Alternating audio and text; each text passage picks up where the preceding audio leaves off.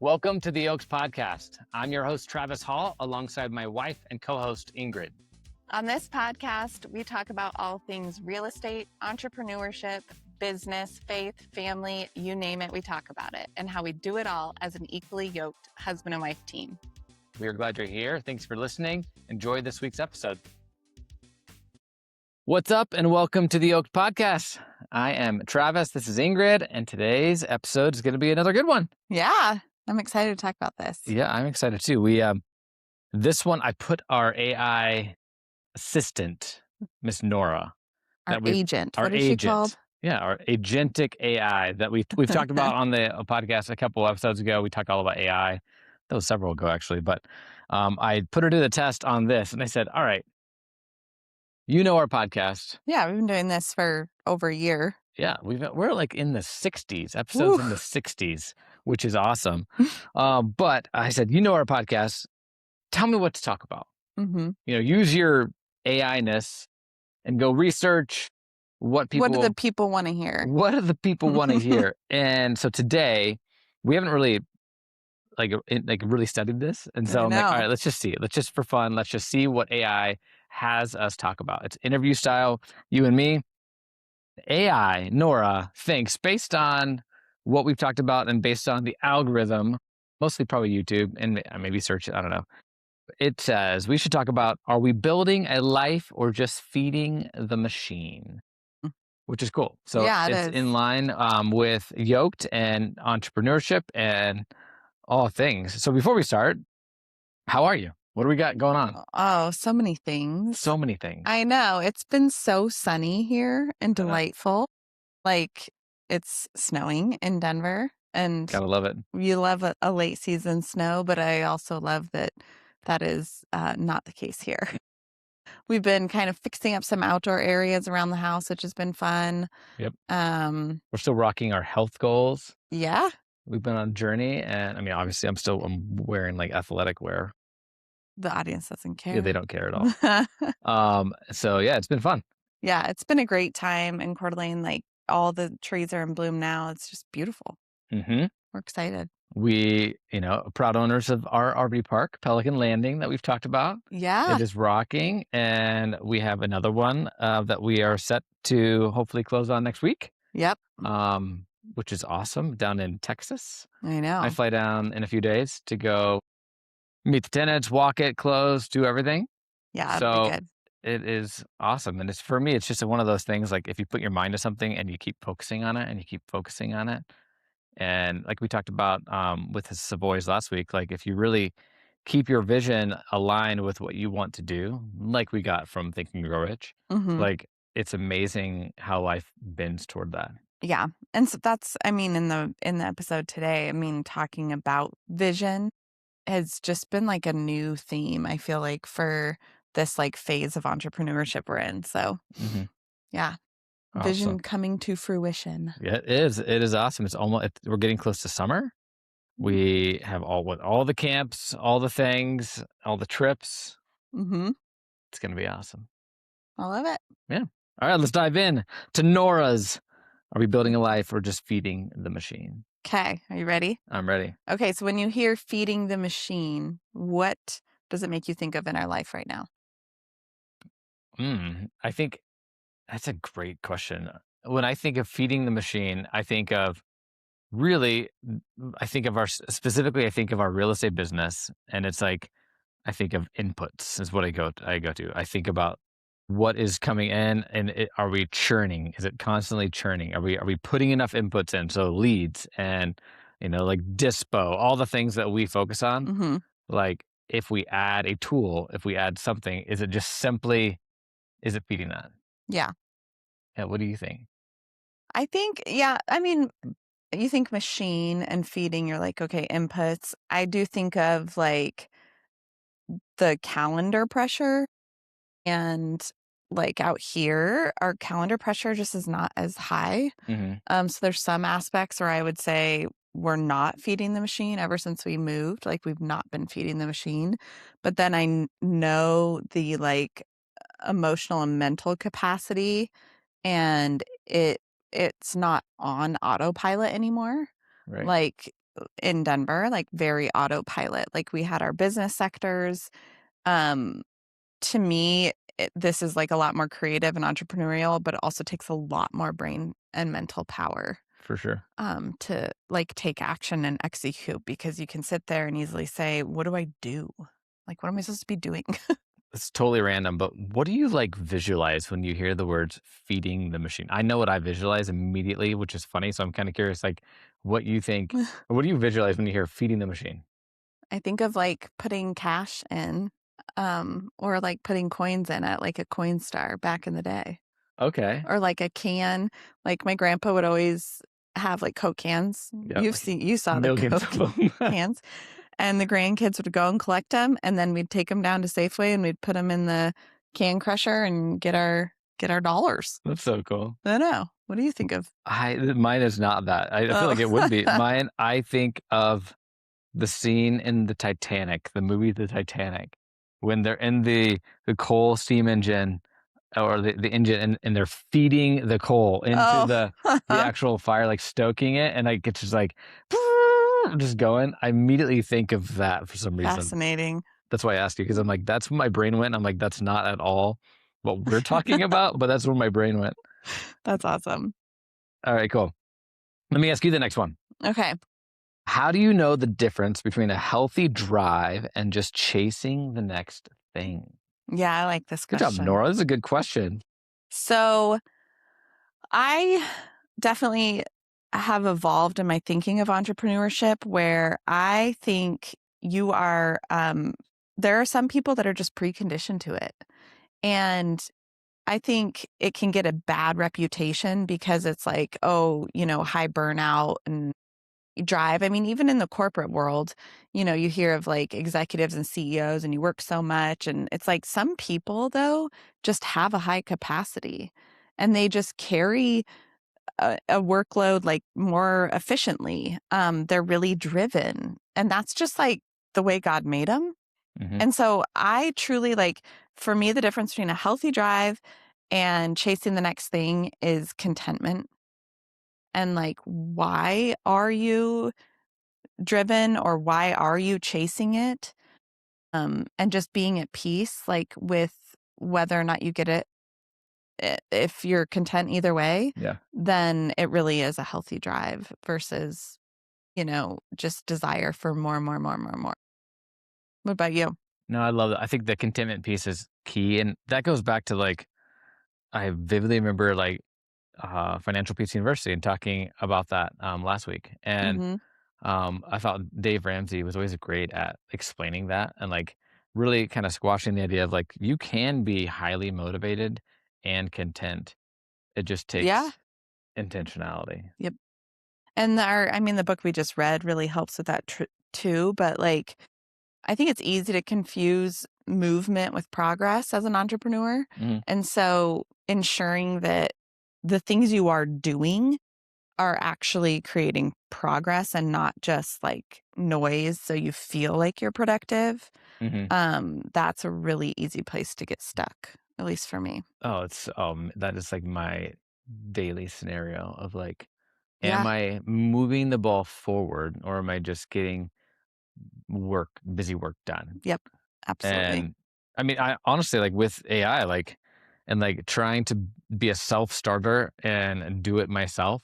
Yeah. It's funny, like I fell a victim to like the who not how, and like I wanted to do it. I wanted to learn it and I Yeah. wanted to understand it, partly because like I just felt like in this day and age, I need to understand it a little bit. I Hmm. don't need to know it fully, like all the ins and outs, Hmm. but it was so frustrating. Like where it's Yeah. like you feel like you're moving the ball a little bit, but then you take like 3 steps back.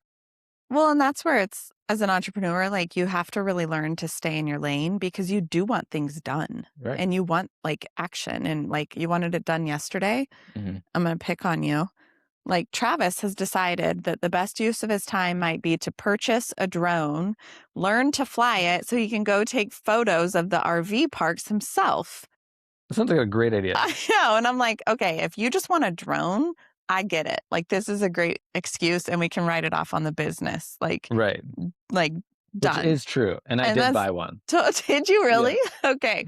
However, I could make a very good case for paying less than $1,000 to 2 different people who fly drones all the time, will hash up the video and make us sweet little, flyover For sure. segments and pair it with music and do the whole thing, and, like, neither of us have to do it. It's the who, not how, It's true. right? And I also am excited about having a drone But that's because I've like always wanted one, but I never really felt like I needed but one. that's you being creative, Right. and, like, that's your little entrepreneurial squirrel in a bit, and I pushed back. I said, "Who, not how." You did, and I was like, "I wanna be the who." And you did an evaluation and decided you're gonna do it anyways. Well, here's where I settled. I decided, you know what? It was on sale. I'm gonna buy Okay. it, and then if I don't end up doing it, I'll just return it. There you go. That's it. Amazon. Amazon. All right, Exactly. next one. Where have you felt like business pressure leaks into the home the most?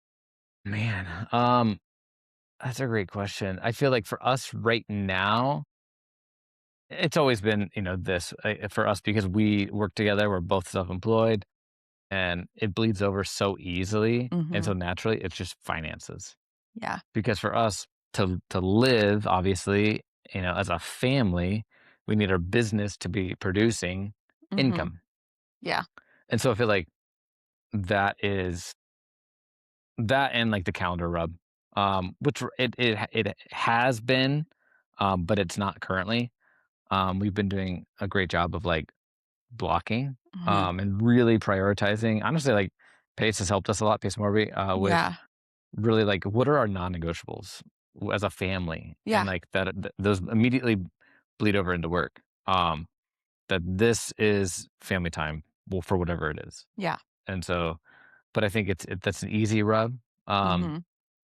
that gets squeezed out, but yeah, finances. What about you? Decision fatigue. Yeah, that. And we have had some passionate conversations about decision fatigue, but for me, it's certainly that. Like, I feel like I come off of a 6-hour, like, workday. The kids are at school for 6 hours, so we try to, like, Hmm. pound work while they're at school, and we don't have them in an after-school care program before we don't do that this season. We've done it before, and then you're working 8 to 10-hour days, but here we have it, and I love that, but it also means that, like, you're coming off of 6 hours of decisions, and then the kids get home, and it's like everyone who has kids knows, like, nonstop decisions from there on out, and nonstop planning, and what are we gonna have for dinner, and what time do we have to leave, and how's everyone gonna get their laundry done, and who did their chores and homework, and it truly, like, overwhelms me. And I've not been in that season until, like, the last 6 months, really, is when it, like, ramped up. Hmm. So I would say that's certainly where it leaks over for me the most. I mean, I think that's fair, and I mean, I think this, especially like you and your personality, like it's just it can be difficult, and so it's like Mhm. you need me and the kids to rise when you are feeling that. Well, yeah, and it's like a nonstop mommy thing, Right. Oh, yeah. which I love being needed. There's gonna be a season when I am not, and it is, like, the biggest for sure, the biggest, like, rub for me right now. Mm.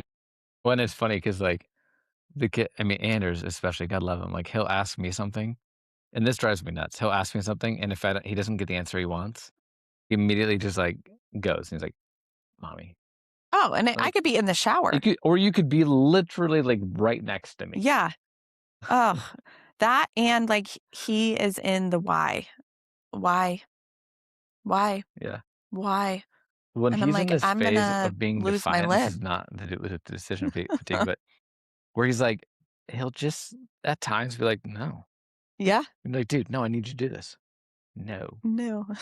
He's like, "I don't." And you're like, But "Dude, even you're gonna that, get in like, those trouble." are all those minute decisions that get made in the moment of like, okay, now how do I discipline him? Like, how do I course correct the behavior? It's like a constant decisions. Mhm. It can be exhausting. I feel like women make about 18 times more decisions than men do during a day. But here, I think, I mean, I don't disagree with you. Do you wanna have, And like, a fight right now on our podcast?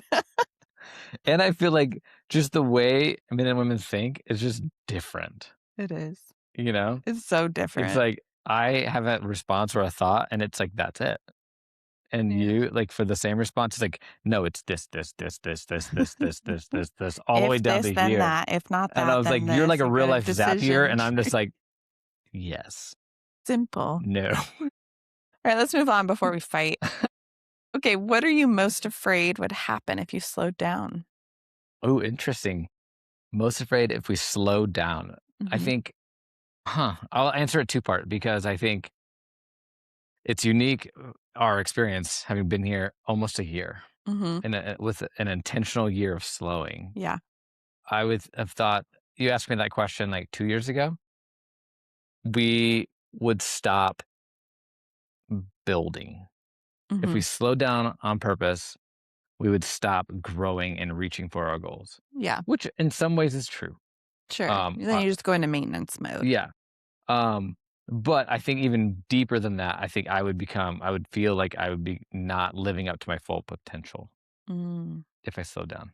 yeah, Um, and at times I still feel that right now yeah. of like, am I being the person that God created me to be? Mm, Like fully.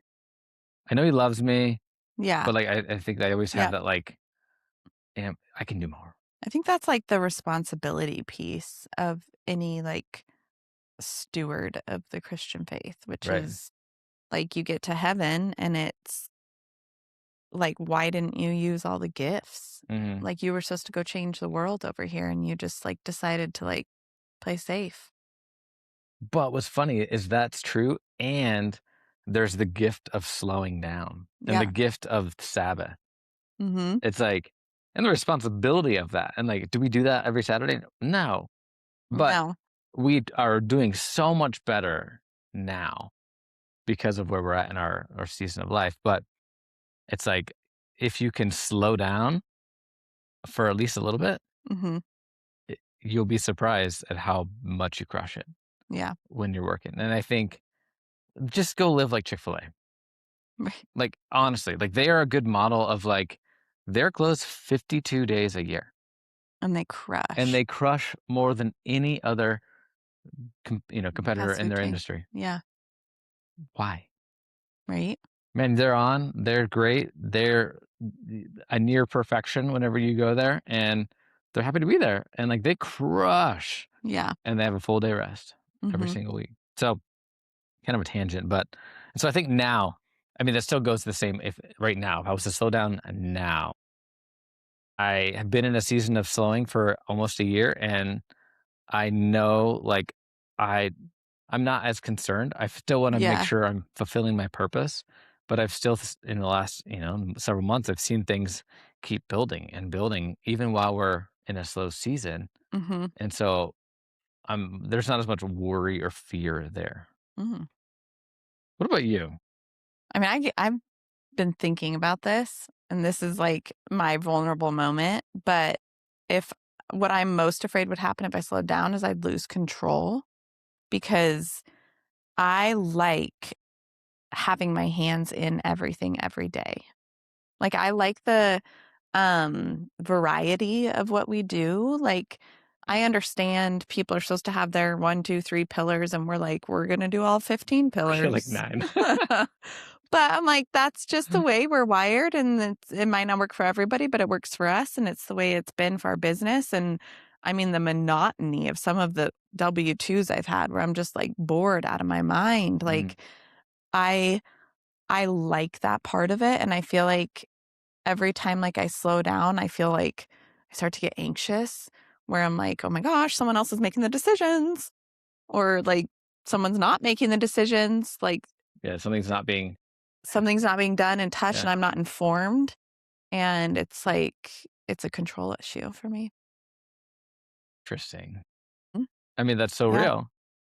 And I don't think that's bad, Yeah. but I think it's a good I mean, we talk about strongholds, I think you know that Yeah, you're aware of it, and it's like and I do think there was a time in business when, like, part of what I was afraid of was like comparison, like wanting to be the best and wanting to be known as an entrepreneur and a real estate investor. And I think that just comes with maturity in business. Like, I don't care at all about that anymore. Like, but it's like the seasonality of business and where you're at in it. Like, I could care less now, Hmm. but I care greatly about control.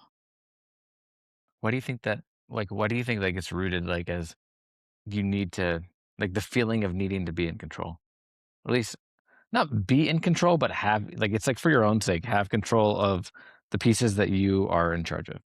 That's a good question. I think that's part of that like 7-layer Yeah, question like the why, thing. why. Yeah, that like I probably We'll need to table work that. through a little more. All right, we got next question because she didn't put that on the list for us.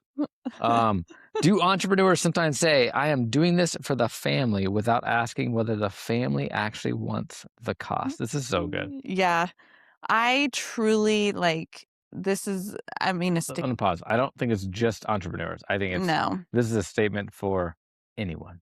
I think anybody, especially if you do have a demanding job, demanding of your mental load, demanding of your time, Mm, demanding of your emotional responsibility. Like there's a lot of therapists that carry that. I mean, think about doctors. I mean, truly, like it's anybody who I feel like I'm doing this for the family.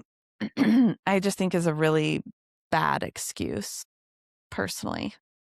right, I don't ever think that, like, that is something that gets decided by you alone. right, and Because I if you think have a family, you're thinking of other people. And whether it's, your parents or you know, like, because you want to retire your parents, say. I mean, it's easy for us to talk about kids and marriage because obviously that's what season we're in. But think about somebody who has parents who's just grind, grind, grind, grind, grind. Like, all I want to do is retire my parents and move them into a nice place. And it's like, well, did you ask them? Like, did you ask them if that's their dream? Do they want that? And I mean, we've done this with our own families and ways that we want to provide, like for people down the road in the family. But I don't think you can ever make that determination like solely for you. it's so true. And I mean, it's a tricky one for me because I think as a man, I think this statement is generally around Mm-hmm. money and Yeah. providing financially. It's not necessarily always, but that's where my brain goes. Mm-hmm. And I understand the thought of like, well, I'm doing this for my family. I'm doing this to provide.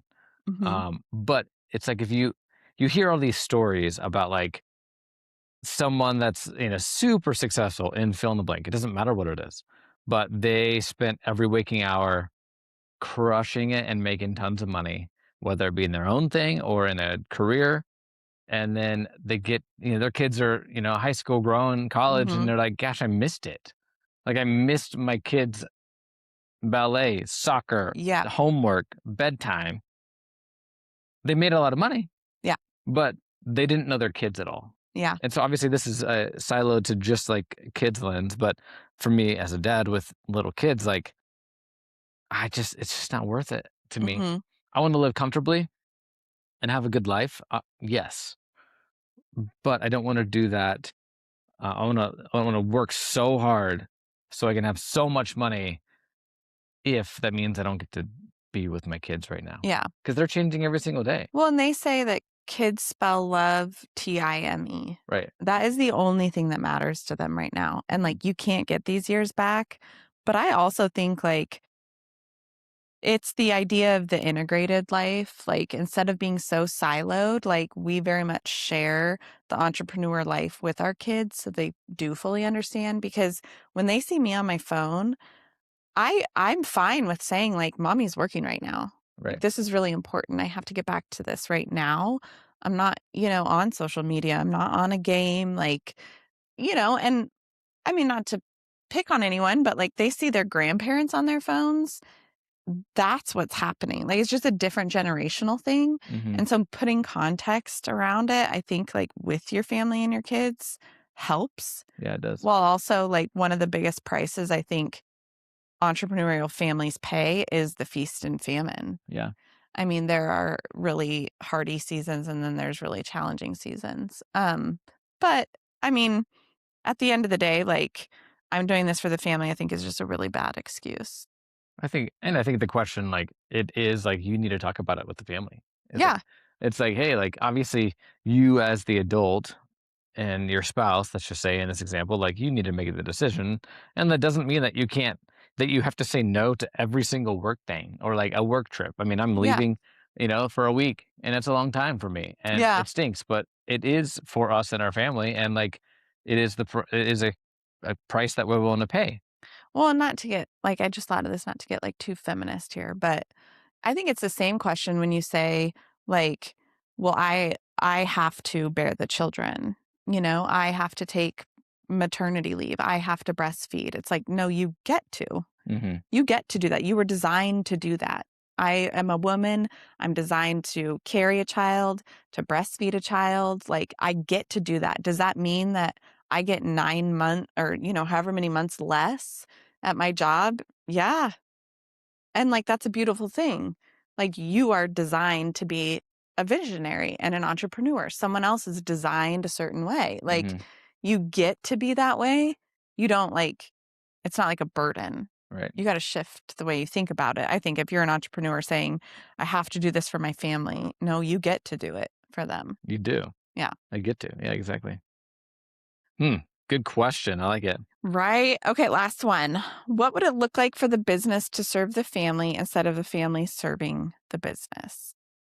I feel like we just talked about that a little bit. I agree. Blood over. But I think that's more like integrated, like the way that we Yeah. kind of live and do our business. It's more cohesive. The kids know like that we do business and like they want to help in a lot of different ways. And Yeah. they ask us and we talk to them about like our projects and what we're doing Hmm. and all the different things. So it's more about integration Yeah. to me. I mean, I think like things that we can delegate, we have things that we could pause, like we've done and simplified. And I mean, there's some sacrifices we made, like by not working as much. I mean, we got rid of our house cleaner, we got rid of a meal service, we got rid of Instacart. Like, guess what? We're okay. And they come with us Hmm. and we grocery shop together. And sometimes it's some of the sweetest moments. And there might be a season where we get to do that again. But like, I think it's that integrated life, not like Ingrid is siloed here, Travis is siloed here, and then we're siloed as a family here and works out there. Like, that's just Right. doesn't work for us. Right. It's like your little chart that we've used for business. What do you call the little circle thing? Oh, yeah. It's not a Gantt chart. It's I don't know. a, It's the thing that you learned in school. yeah, Where do they the overlap? primary colors.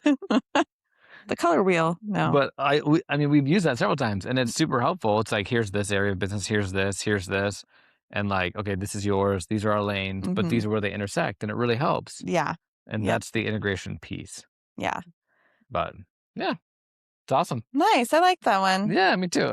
I think it was a pretty good little outline, pretty good questions. Yeah. Good job, Nora. Good job, Nora. Good Well, job, and I AI. do think like leaving the audience with like business is a tool, money's a tool, Yeah. like all, like all of this, like opportunity, all of it are just tools. And like, if you can have that frame of what am I doing for the kingdom? Is this serving the kingdom? Like, you know, don't let any of those things become the master of your home. Like, keep it centered around God and his intent. And I mean, that's where obviously you feel the pressure is with the purpose part. But Hmm. I think like, yeah. And honestly, like have those questions with each other. Which is like, what are we feeding? Are we feeding a machine? Are we feeding, you know, and do we need to stop? Right. And are they completely siloed, or is there a way that we could kind of pivot a couple things, pivot the machine to make it more integrated? Right. And I mean, for us, like that was key, is Yeah. just pivoting that and And like, and include your kids in those absolutely, conversations. Like, you're gonna get some insight real fast. You want to smack a reality, like the things that actually matter to them, like just ask them. absolutely So integrate them. I love it. Cool. I love it too. Well, do you want to wrap us up? Yeah, we've got some good episodes coming up. I am available on Instagram at the Ingrid Hall. I'm at the Travis Hall, all the socials. We have book club for May, David and Goliath by Malcolm Gladwell. So good. Yes. And as always, be sure to like, subscribe, follow along as we drop a new episode each week. Thank you so much for listening to this week's episode of the Yoke Podcast. We hope you enjoyed it. And as always, be sure to like, subscribe, and follow along as we drop a new episode each week.